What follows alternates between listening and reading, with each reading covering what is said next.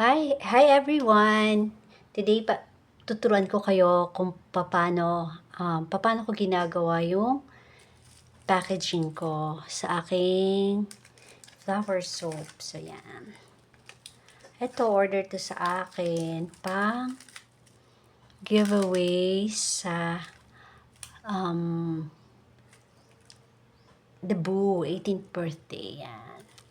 So, turuan ko kayo or pakita ko sa inyo paano ko ginagawa kung paano ko ginagawa yung pagpa-packaging.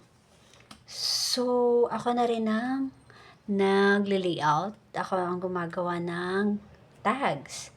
So, bibigyan lang sa akin ni customer yung details, kung anong gusto nilang nakasulat sa tags. Tapos, gagawan ko sila ng 2 to 3 na pagpipilian ng tags, ng layout, bago ko i-print.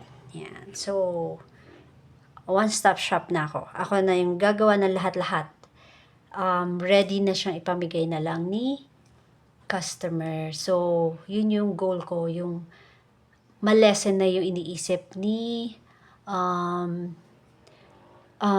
customer na may event siya. So, hindi niya na paproblemahin pa yung pang-giveaways niya. So, para mas ma-enjoy niya na yung moment niya.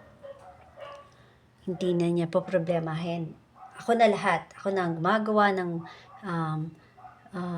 mismong product. Tapos ako na rin ang magpa-packaging. So, ready na siya, ipamigay na lang.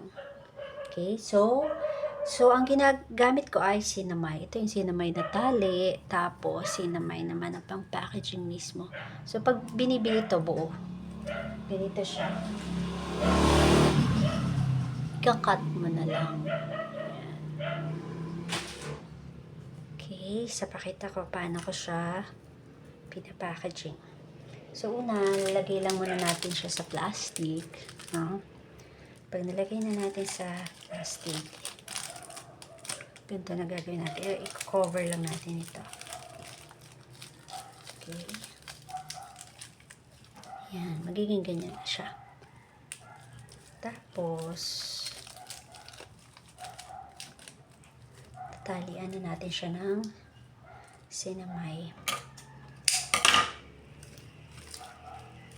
Tapos, lalagay yung tags. Tapos, i-ribbon lang.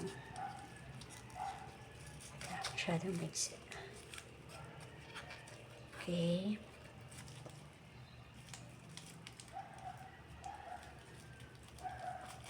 Tapos, center lang natin yung tag natin.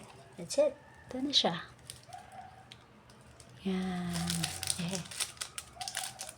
Sasikipan lang para hindi nalalaglag at gumagalaw. Tapos, tanggalin lang natin yung mga excess na to. Yan. Ganyan na siya. Okay.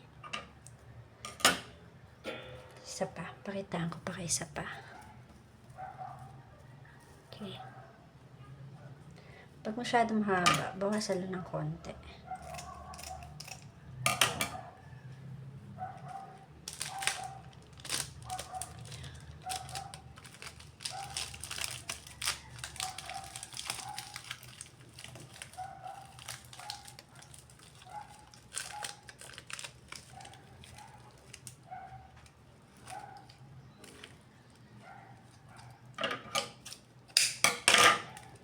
Yan, ganyan lang. Madali lang. Diba? Tapos, ganda na siya tignan. Ganda siya. Malakas siya makasosyal.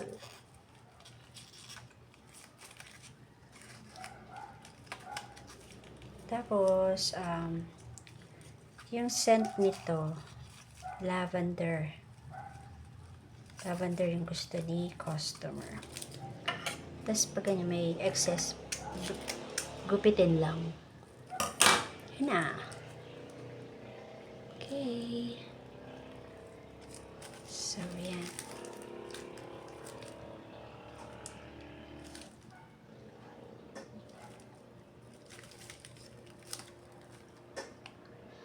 Thank you for watching.